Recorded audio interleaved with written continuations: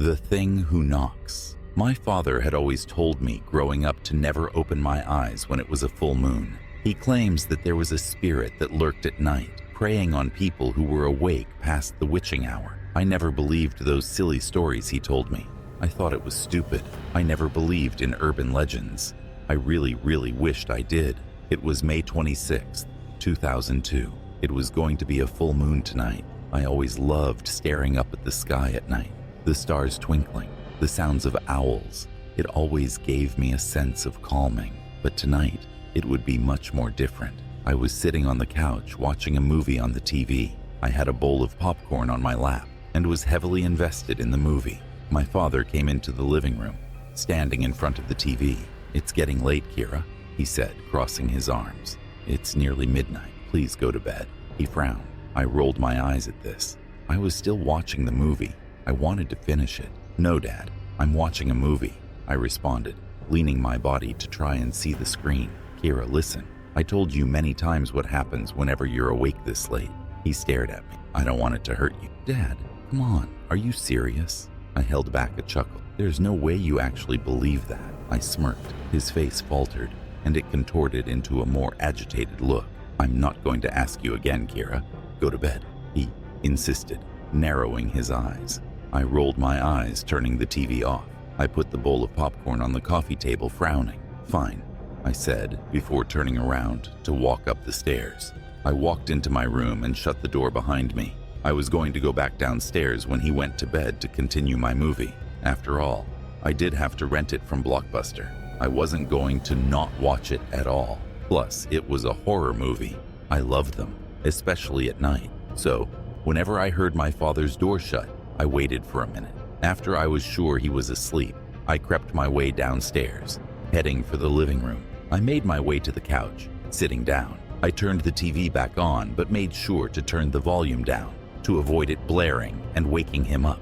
I grabbed the bowl of popcorn I had left, placing it back on my lap. As I continued to watch the movie, I began to hear slight rustling outside. I looked to the window beside my front door, but assumed it was a raccoon and didn't get up. I turned back to the TV, slouching in my position. The rustling continued, but I ignored it still. Little guy must be digging through the trash. Not my problem. My dad would clean it up. I soon heard soft tapping on the window. It's just a month, I thought. A moth hitting against the window, trying to get towards the light. I ignored it once more, but the tapping persisted and only got louder. The movie eventually ended, and I got up to put the finished popcorn bowl in the sink. I walked into the kitchen, putting the bowl in the sink. I looked up to stare out the window and saw a face, a deformed human face. I stumbled back, my heart racing. The face was pale, almost translucent, with hollow, dark eyes that seemed to bore into my soul. Its mouth was twisted into a grotesque grin, revealing sharp, uneven teeth. For a moment, I was frozen, my mind struggling to process what I was seeing. Then the face moved closer to the glass, and I could see its breath fogging up the window. It was real. I wanted to scream, but no sound came out. I forced myself to look away, stumbling backward into the living room. My breathing was shallow and quick, my heart pounding so loudly it was all I could hear. I had to get to my dad. He'd know what to do.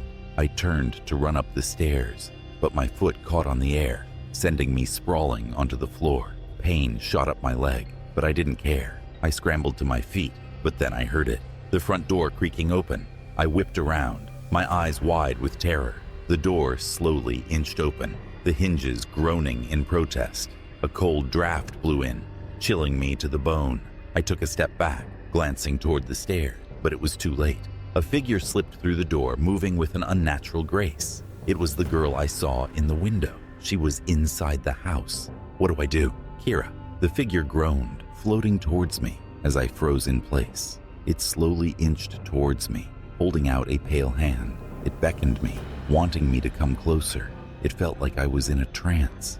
The world around me seemed to blur as I was drawn toward the figure. Every instinct screamed at me to run, but my legs felt heavy, rooted to the spot. The spirit's eyes locked onto mine, and I could feel a strange pull like it was reaching into my very soul. "Kira."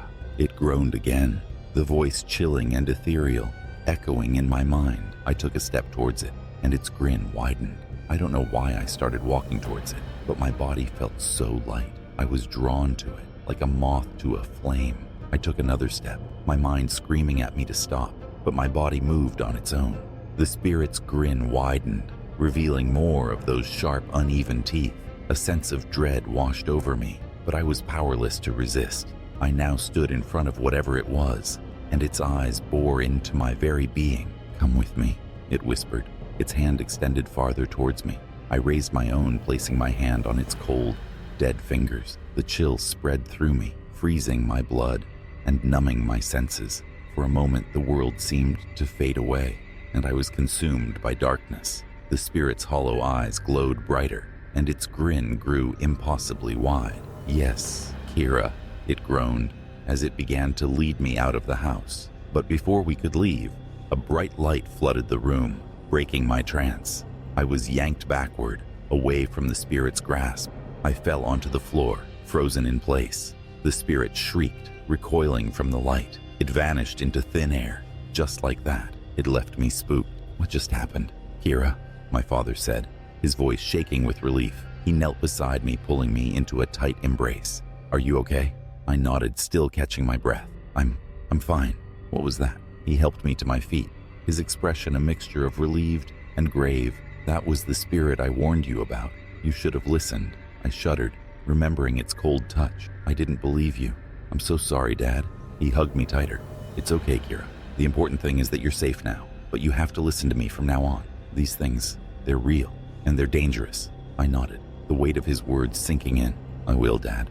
I promise." He sighed, leading me towards the stairs. "Let's get some sleep. We'll talk more about this in the morning."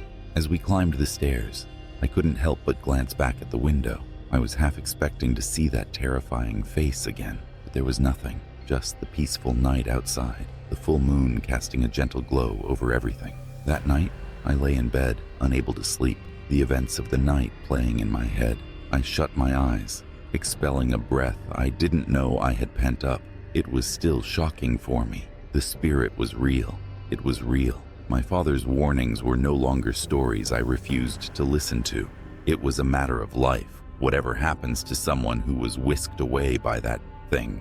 But sometimes, I still hear that spirit's whisper, and the small taps on my bedroom window, a cold hand on my shoulder sometimes.